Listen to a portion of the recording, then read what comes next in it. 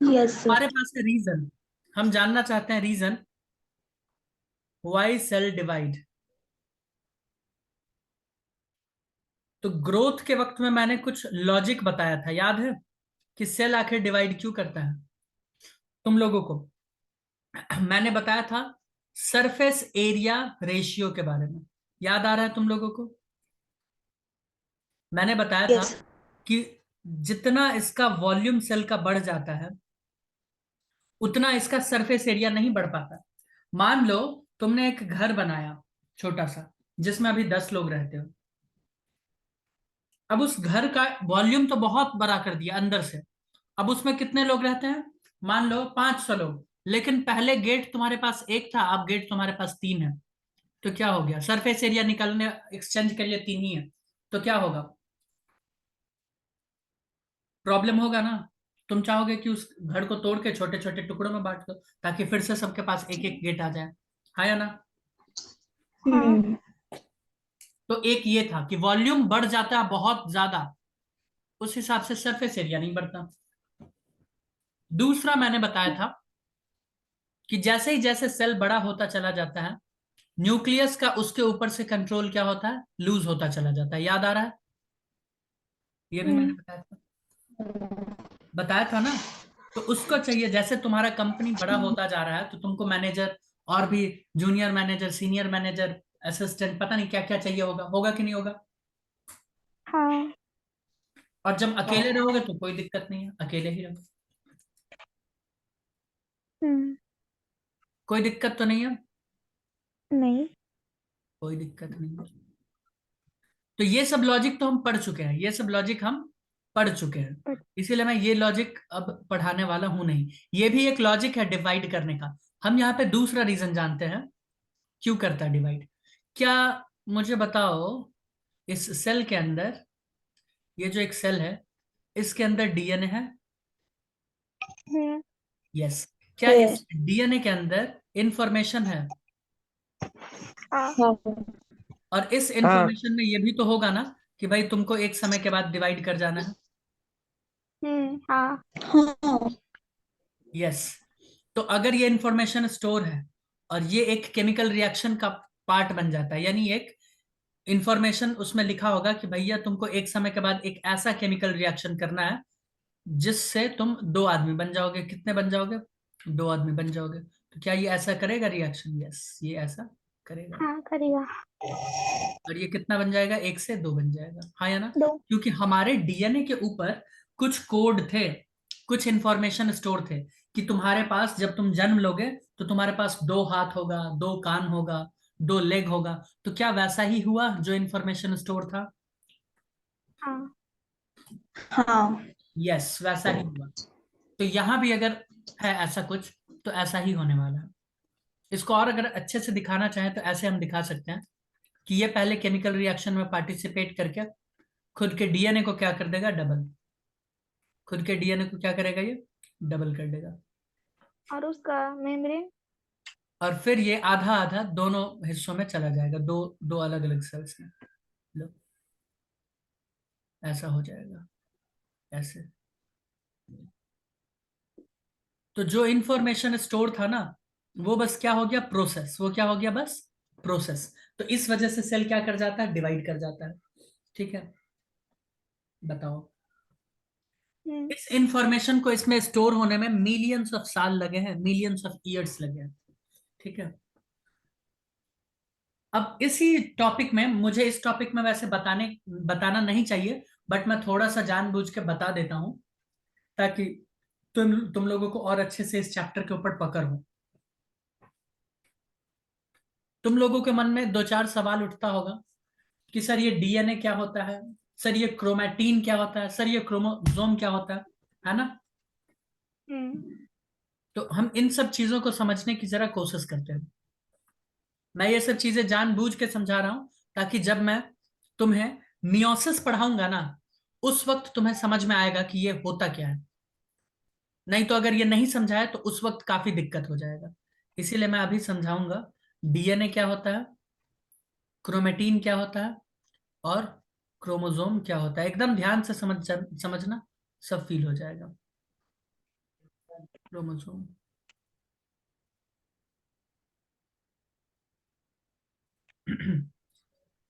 ये ऐसा thread like structure तुम लोगों ने तो कई बार देखा होगा, वैसे तो ये ऐसा नहीं होता, बट ठीक है, ऐसा तुमने बहुत सारा देखा होगा। इसे हम लोग कहते हैं डीएनए। क्या कहते हैं? डीएनए। तो डीएनए थ्रेड लाइक स्ट्रक्चर होता है जो डबल स्ट्रैंडेड होता है। कितना? एक और दो, दो स्ट्रैंड। समझ में आया? एक ये वाला स्ट्रैंड, एक ये वाला स्ट्रैंड। हाँ कि ना बताओ? हाँ।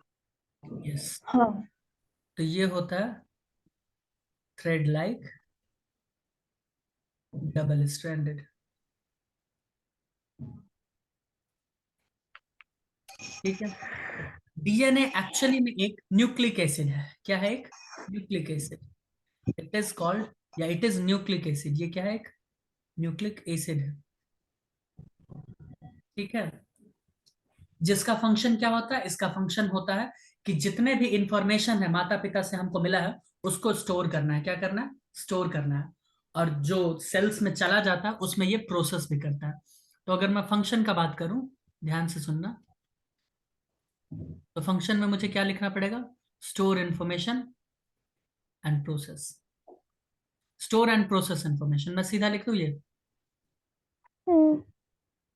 जब हम जेनेटिक्स पढ़ेंगे ना, तब ये चीज हम नहीं लिखते हैं डीएनए के लिए। तब हम डीएनए के लिए प्रोसेस इंफॉर्मेशन नहीं लिखेंगे। समझ में आया? बट अभी सेल वाला हाँ। टॉपिक पढ़ रहे हैं ना, तो अभी तो लिख ही सकते हैं। इतना चलता है। तो तुम्हारे मन में एक सवाल आएगा, आना भी चाहिए, कि सर कोई एक घर है, मान लो, ठीक है, इस घर में 5 लोग रहते हैं, तो क्या उस वो जो घर का खर्चा या बाकी चीजें जो चल रही है, क्या उसके लिए सभी 5 लोग जिम्मेदार हैं, या कोई एक हो सकता है, या 4 हो सकते हैं, या 3, या कुछ भी? जी। जरूरी तो नहीं है कि 5 लोग ही जिम्मेदार हों। अगर 5 रहते हैं तो 5 का 5 कमाते होंगे, ये जरूरी है क्या? हम्म, ये जरूरी नहीं। है? बताओ बच्चों। नहीं है जरूरी। तो इसका मतलब अगर ये एक डीएनए है, ध्यान से देखो, तो जरूरी नहीं है कि उसका पूरा जितने पार्ट्स हैं, एक जितना पार्ट हो, 1 मीटर का लंबा, 2 मीटर का लंबा, जितना पार्ट हो, सबका सब फंक्शन करता होगा। क्या ये जरूरी है क्या? अरे जरूरी है क्या? नहीं। हम्म। ये जरूरी नहीं है। क्यों? सपोज, इधर देखो, सपोज ये एक डीएनए है,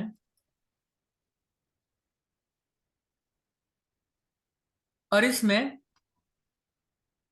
कुछ इतना दूर, कितना दूर? इतना दूर ही फंक्शनल है, मान लो इतना दूर। तो इस फंक्शनल रीजन को हम क्या कहते हैं बच्चों? जीन कहते हैं। क्या कहते हैं? जीन। तीन।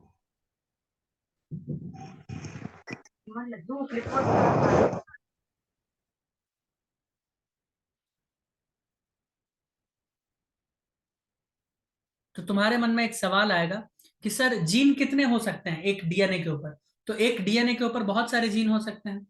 समझ में आया? अब ऐसे क्यों कहते हैं, ध्यान से सुनना। ये एक बहुत बड़ा वाला डीएनए है, देख लो मैं ऐसे दिखा रहा हूँ। ये एक बड़ा वाला डीएनए, इसको छोड़ो।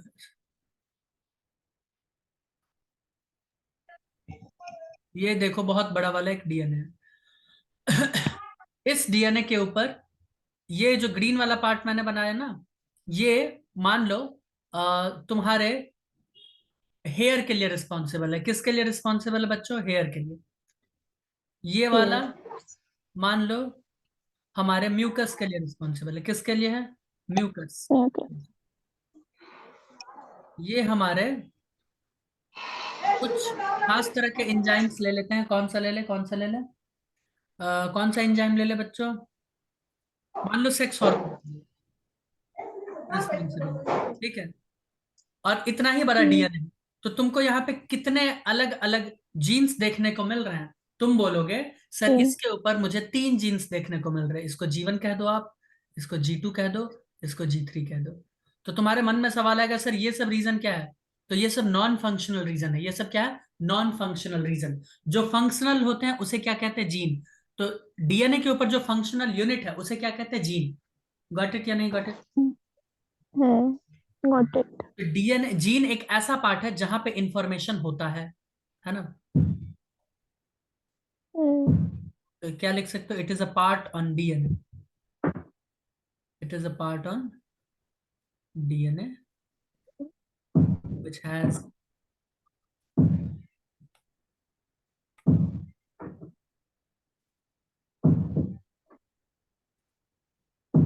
information, got it। इसमें गॉट यहाँ इट। कोई दिक्कत है क्या, नहीं सर। बताओ। तो मैं एक सेंटेंस लिखता हूं, बताना कौन सा करेक्ट है कौन सा इनकरेक्ट है, बताओगे क्या, बोलो बच्चों, बताओगे, हाँ सर। बताओ फिर। पहला sentence, gene is made up of DNA, gene is made up of DNA. DNA. दूसरा, डीएनए फंक्शनल, एक डीएनए फंक्शनल सेगमेंट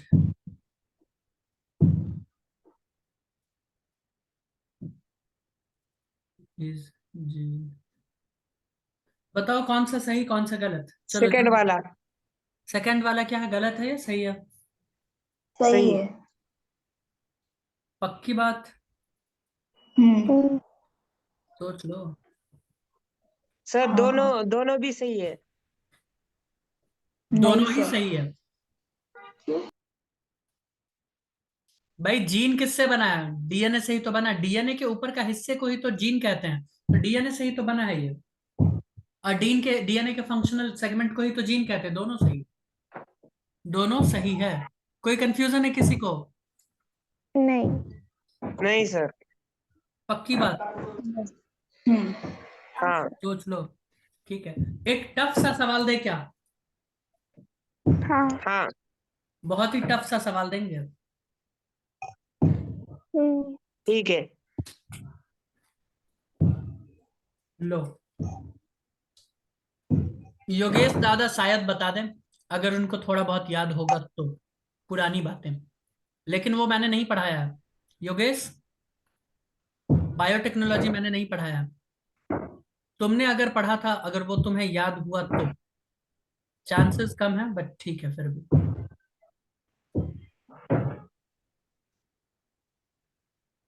और इसी तरह का सवाल पूछा जाता है नीट सब में या कॉम्पिटिटिव एग्जाम में जो अभी मैं दे रहा हूँ। बायो के लिए।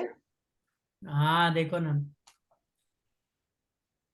सवाल देख के हो सकता है कुछ बच्चे पसीना पसीना हो जाए, बोल देंगे कि सर छोड़ दो, माफ करो मुझे, मुझसे गलती हो गई, मेरी जबान फिसल गई। नहीं होगा।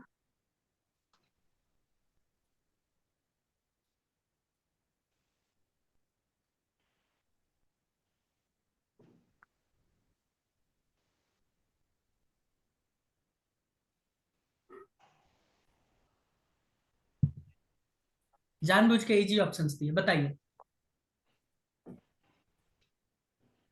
ये सर हमने पहली बार देखा है।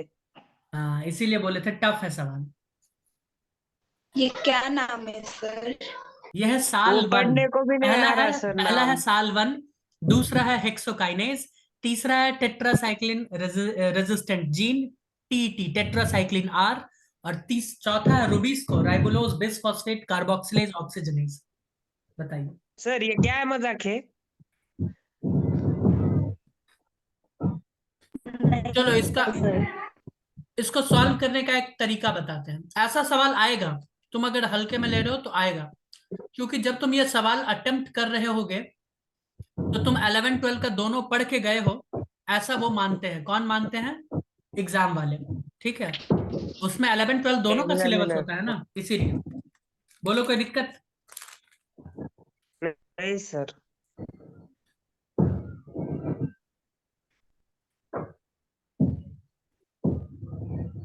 आरएनए और डीएनए को क्या कहते हैं, न्यूक्लिक एसिड, पता है कि नहीं पता है, हाँ। तो अगर हमें डीएनए मिल गया तो हम क्या बता सकते हैं कि कौन सा न्यूक्लिक एसिड है। मैं तुम्हें बता दूं, ये जो है ये एक एंजाइम है। ये क्या है? एक एंजाइम। और एंजाइम क्या होता है? प्रोटीन। ये भी क्या है बच्चों? एंजाइम है। ये भी क्या है? एंजाइम है। प्रोटीन। पहला वाला है इंडो न्यूक्लियस एंजाइम, बताएंगे बायोटेक्नोलॉजी में। हेक्सोकाइनेज रेस्पिरेशन चैप्टर में भी पढ़ोगे। ये है जीन। ये क्या है बच्चों? जीन, प्लास्मिड के ऊपर। ये क्या है? एंजाइम। तो जीन क्या होता है सर भाई? फिर सी तुम होगा बोलोगे ना? सर जीन तो डीएनए का ही पार्ट है, तो इसका हाँ मतलब यही आंसर होना चाहिए फिर तो। आंसर तो यही होना हाँ चाहिए। आंसर यही है। हाँ। इस तरह के सवाल देते हैं, रुला देंगे। वही है क्या फिर? वही है, ये और कौन सा होगा? हम्म। इसको और घुमा के दे सकते थे बट छोड़ दो अभी। अभी के लिए माफ करो। चलो आगे आगे बढ़े। क्या सवाल सही था? हाँ बहुत सही था। एक चीज चाहो दिमाग तो लिख हिलाने लो। वाला था। एक चीज चाहो तो कहीं कोने में लिख लो। All enzymes are protein but बक्सा बना के लिखते। all proteins are not enzyme।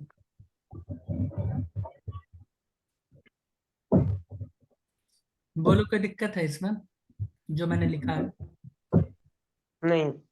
यानी जितने भी डॉक्टर होते हैं वो इंसान होते हैं, बट सारे इंसान डॉक्टर नहीं होते। समझ में आया? हाँ सही बात है सर।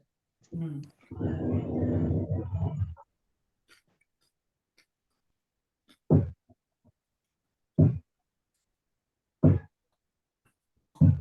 आगे बढ़े। यस। Yes sir. चलो देखते हैं जरा ये क्रोमेटीन क्या होता है, डीएनए क्या होता है। ठीक है, आओ देखें। हम समझने वाले हैं क्रोमेटीन को। किसको समझने वाले हैं? क्रोमेटीन। हम्म, ये क्या है बच्चों? डीएनए। यस, ये है एक गंदा सा डीएनए। बहुत गंदा है। हाँ, ठीक है। जब ये डीएनए कंडेंस होता है, एकदम ध्यान से सुनना। वैसे इसके बारे में डिटेल में हम कहाँ पढ़ते हैं? जेनेटिक्स में। बट मैं ये चीज बार बार बोल रहा हूँ, जानबूझ के पढ़ा रहा हूँ, नहीं तो मियोसिस समझ में नहीं आएगा, है ना, इस वजह से। तो जब ये डीएनए कंडेंस होगा, क्या होगा? कंडेंस। बताते हैं ये कंडेंस क्या होता है।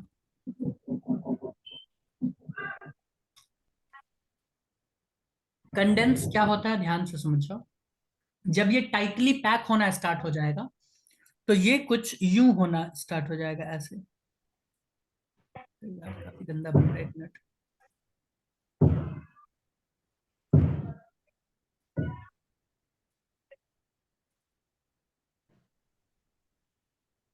ऐसा कुछ पैक होना स्टार्ट हो जाएगा। Got it? इसको थोड़ा और अच्छे से बना दे क्या?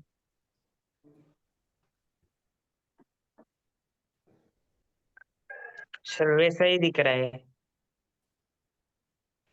अब थोड़ा और कंडेंस दिख रहा है ना?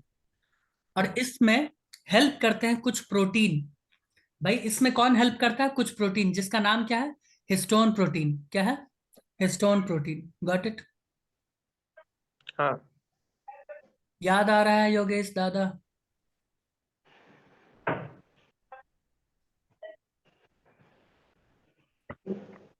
योगेश सो गया क्या? तो इसमें कुछ हिस्टोन प्रोटीन काम में आते हैं। भाई किसी चीज को अगर लपेटना है तो कोई तो काम में आएगा ना। कभी पतंग उड़ाए हो? उसका धागा किस में लपेटते हो? मांझा। मांझा किस में लपेटते हो? एक लकड़ी का होता है ना, उसमें लपेटते हैं हाँ कि क्या कहते हैं उसको? हाँ। पता नहीं। हम लोग उसको लटाई कहते हैं। ठीक है, उसमें लपेटा जाता है। तो जब यहाँ पे डीएनए कंडेंस हो जाता है तो उसे हम लोग प्यार से क्या बुलाते हैं बच्चों? क्रोमेटीन क्या कहते हैं? क्रोमेटीन। क्रोमेटिन। और ये ग्रीन कलर वाला हिस्सा क्या है? Histone protein. क्या है? हिस्टोन। हिस्टोन। एक्चुअली डीएनए क्या होता है ना, नेगेटिव चार्ज होता है। डीएनए क्या होता है? नेगेटिवली चार्ज होते हैं, और हिस्टोन होते हैं पॉजिटिवली चार्ज। अब हिस्टोन के ऊपर कैसे लपेटा जाता है, इस सब के बारे में डिटेल में पढ़ोगे मॉलिक्यूलर बेसिस ऑफ इनहेरिटेंस, जो कि मैंने योगेश को पढ़ा दिया है। ठीक है, तो इसको क्या किया जाता है, उसके ऊपर लपेट दिया जाता है। तो इस हिस्टोन प्रोटीन को हम क्या लिख सकते हैं? DNA is wrap, DNA is wrap, wrapped over this protein.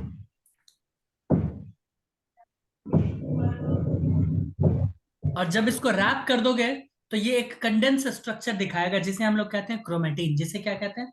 Chromatin. बोलो, कोई दिक्कत?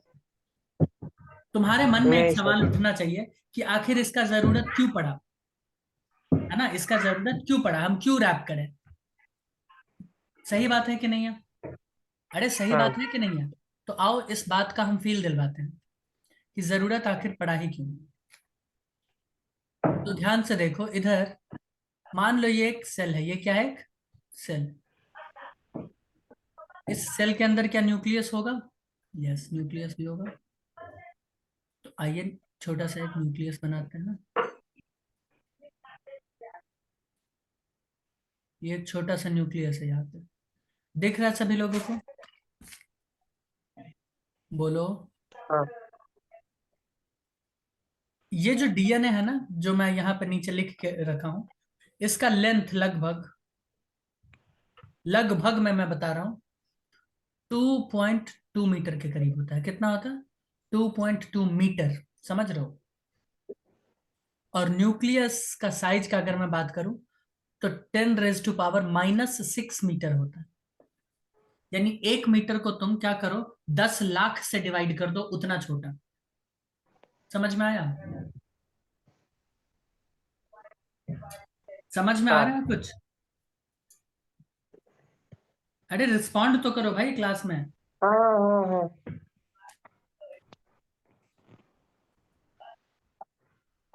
ये एक 2 मीटर का लंबा धागा, और इतना छोटा जो बिंदु दिख रहा है ना तुम लोगों को, एक्चुअली मैंने तो बिंदु दिखा दिया। सेल तो हमें दिखता भी नहीं है। क्या सेल हमें दिखता है? बोलो। नहीं। नहीं दिखता। और उस सेल के अंदर न्यूक्लियस।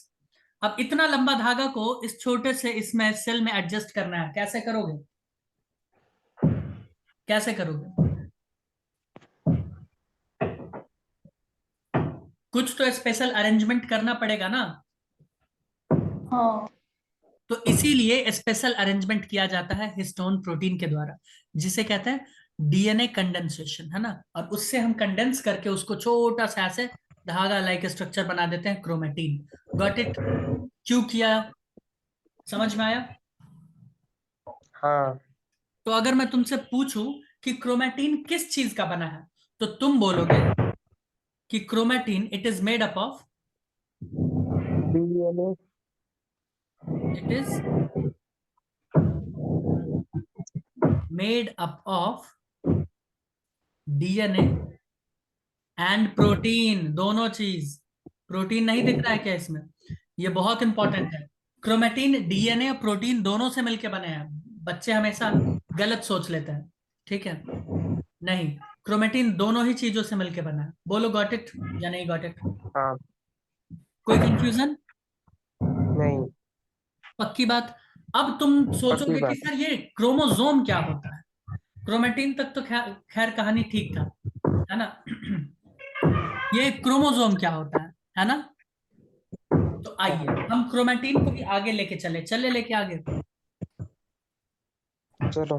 ओके। अब मुझे एक बात बताना, सेल जब डिवाइड कर रहा होता है तो क्या वो छोटा हो रहा होता है या और बड़ा होता है? सोचो और बताओ। और छोटा होता छोटा। है ना? हाँ। यस। तो हम बता रहे उस वक्त न्यूक्लियस गायब भी हो जाता है कुछ क्षण के लिए। तो क्या होता है, जो हमारा क्रोमेटिन है, एकदम ध्यान से सुनना, अगर ये मान लो हमने क्रोमेटिन बनाया है ऐसे, तो ये क्रोमेटिन और कंडेंस होता है। क्या होता है? और ज्यादा कंडेंस हो जाता है और बनाता है क्रोमोसोम। क्या बनाता है? क्रोमोसोम। ध्यान से सुनना, मैं कुछ दिखाना चाह रहा हूं, इधर देखना। योगेश याद आ रहा है? Euchromatin, heterochromatin.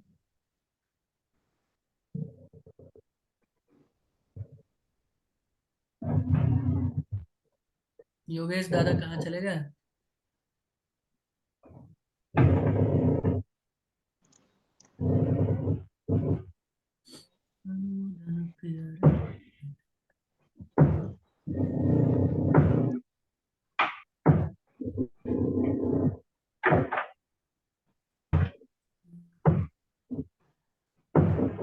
योगेश है क्या क्लास में या सो गया? है क्लास में वो। Yogesh, am I Audible?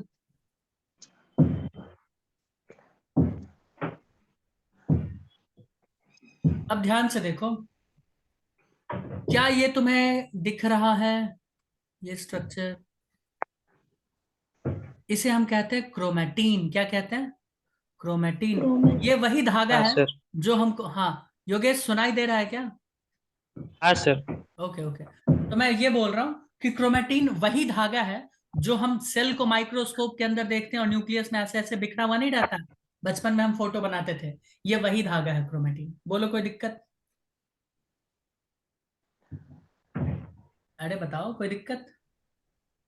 कोई कुछ बोलता ही नहीं। नहीं सर। नहीं हाँ, सर। बाकी बच्चे भी बोलेंगे भाई, बाकी बच्चे भी बोलेंगे। और ये वो स्ट्रक्चर है जो हमें नहीं दिखता बट नाम खूब सुनते हैं। क्या नाम सुनते हैं इसका? क्रोमोसोम। क्या सुनते हैं बच्चों? क्रोमोसोम। अब अंतर अच्छे से समझना। अगर मैं गलत नहीं हूं तो मुझे बताना। यहां थोड़ा सा अंतर दिख रहा होगा कि सर यहां से आप देखो लेफ्ट साइड, तो लेफ्ट साइड में कॉइलिंग थोड़ा कम है और राइट साइड में कॉइलिंग थोड़ा ज्यादा है, अगर आप गलत नहीं हो तो। सही बात है कि नहीं है? हम्म। अरे सभी लोगों को दिख रहा है ना ये चीज? Yes sir. एनी कंफ्यूजन है किसी को? नहीं। ठीक है। तो ऐसा क्रोमेटिन जो लेस कंडेंस है, ध्यान से सुनना, ऐसा जो लेस कंडेंस है और ऐसा जो हाईली कंडेंस है। इस चीज को लेके बच्चे बहुत कंफ्यूज रहते हैं जेनेटिक्स में, बहुत ज्यादा। तो इसको आराम से समझ जाओ। हाईली कंडेंस, तुम लोग लेकिन नहीं रहोगे, ये श्योरिटी है। तो जो लेस कंडेंस है उसे हम कहते हैं यूक्रोमेटिन। क्या कहते हैं? यूक्रोमेटिन।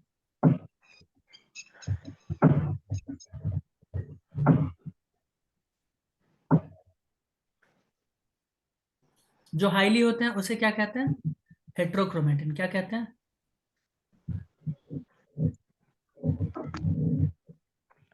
अब मुझे एक बात बताना ध्यान से। जब तुम कभी दुकान पे कपड़े लेने जाते हो, तो जो कपड़ा गोदाम वोदाम में पड़ा हुआ है दुकान के, वो सबसे पहले तुमको लाके दिखाता है, या दुकान में जो सामने होता है वही दिखा देता है? सामने है वो दिखाता है। क्यों ऐसा क्यों करता है? कोई लॉजिक? क्योंकि वो अपना एनर्जी वेस्ट नहीं करना चाहता उतना दूर से लाके। समझ में आ रहा है? तो मैं वही बता रहा हूं कि डीएनए से जब हम प्रोटीन बनाते हैं तो उसमें कुछ स्टेप्स फॉलो होते हैं। डीएनए से क्या बनता है? आरएनए। क्या बनता है? आरएनए। और आरएनए से क्या बनता है? प्रोटीन। और ये प्रोटीन ही तो एंजाइम है ना, मैंने बताया था ना। ये एक्चुअली एंजाइम है। ये क्या है? एंजाइम। और ये एंजाइम की वजह से ही वो एक्शन होता है, चाहे हेयर का बनना हो, हाथ बनना हो, आंख बनना हो। सही बात है कि नहीं है? अरे सही बात है ना। इसे कहते हैं ट्रांसक्रिप्शन।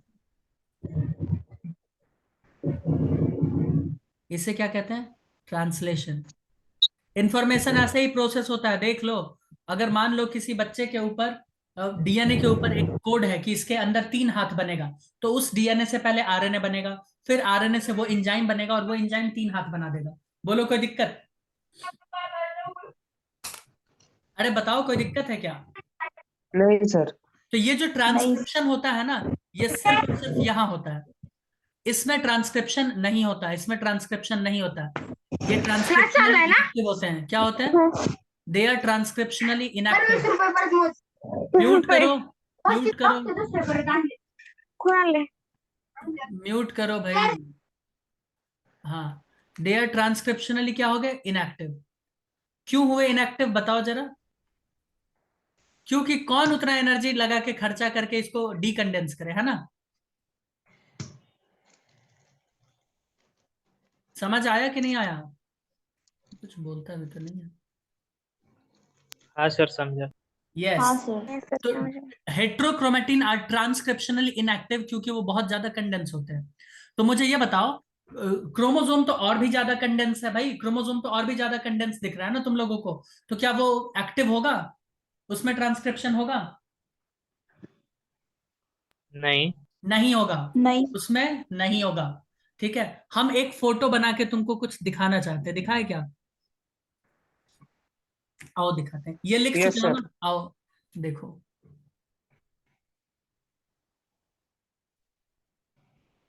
हम्म,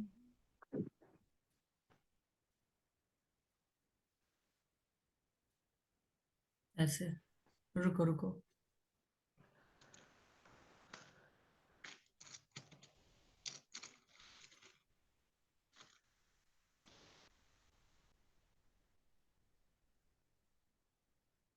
ये डीएनए है सर।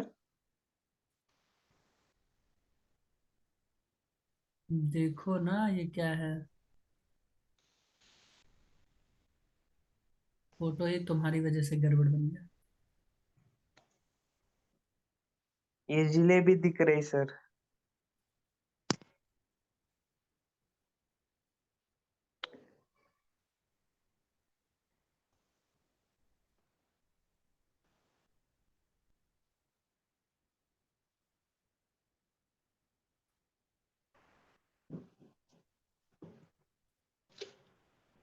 दिखा कुछ। ये क्या है, हाँ। डीएनए। डीएनए। ये क्या है, क्रोमैटिन। क्रोमेटीन। क्रोमैटिन। ये क्या है, क्रोमोसोम।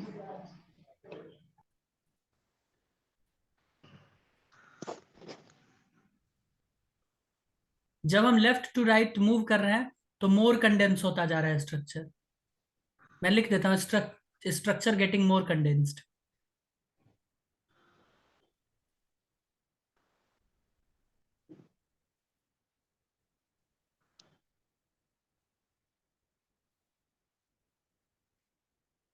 इसका डीपीपी भी मिलेगा।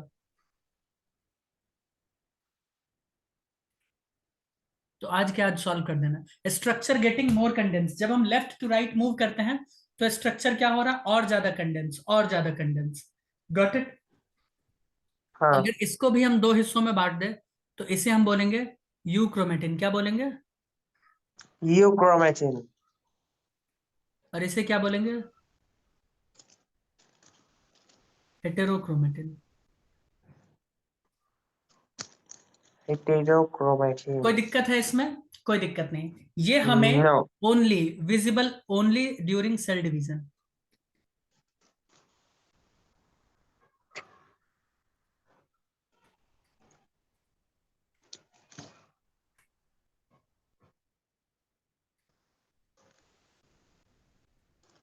ये हमें विजिबल होता है, विजिबल इन न्यूक्लियस।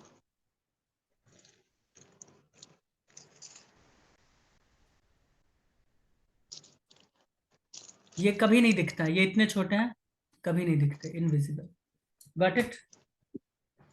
बताओ, अब कहानी थोड़ा थोड़ा समझ में आया है। डीएनए को कैसे पैक करके रखा जाता है।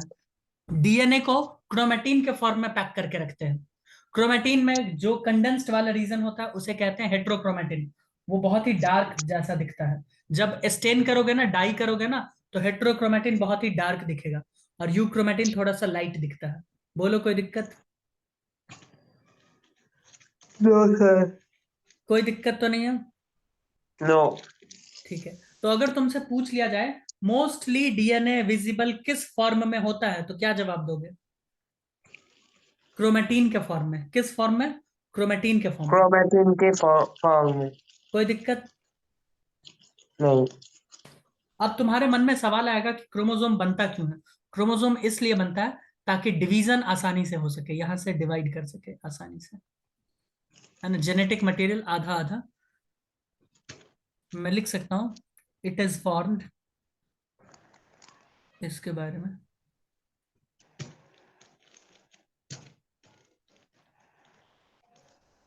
it is formed so that it can divide easily.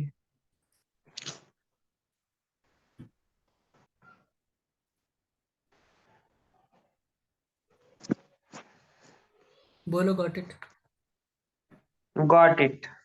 ठीक है, यहां तो कोई दिक्कत नहीं है ना। नो। ठीक है, No. अगर किसी सेल में क्रोमेटिन डबल हो गया, किसी सेल में अगर क्रोमेटिन डबल हो गया है, इसका मतलब क्या मामला है? इसका मतलब वो सेल डिवाइड करना चाहता है, इसका मतलब वो सेल डिवाइड करना चाहता है। ठीक है, इन सब के बारे में हम डिस्कस करेंगे। क्रोमोसोम के बारे में काफी ज्यादा डिस्कस करेंगे। क्रोमोसोम क्या होता है, सिस्टर क्रोमेटिड्स क्या होते हैं, है ना। क्रोमोसोम के और भी कुछ कुछ फीचर्स के बारे में हम लोग डिस्कस करेंगे, लेकिन नेक्स्ट क्लास में। ओके, मीनवाइल आपको डीपीपी मिलेगा, उसे सॉल्व करना है। ठीक। सर अभी कितने बजे है? 7 बजे?